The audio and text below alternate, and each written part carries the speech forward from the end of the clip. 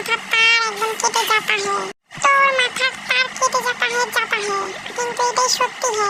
তুই বুড়ি কুকুর है বুঝেছিস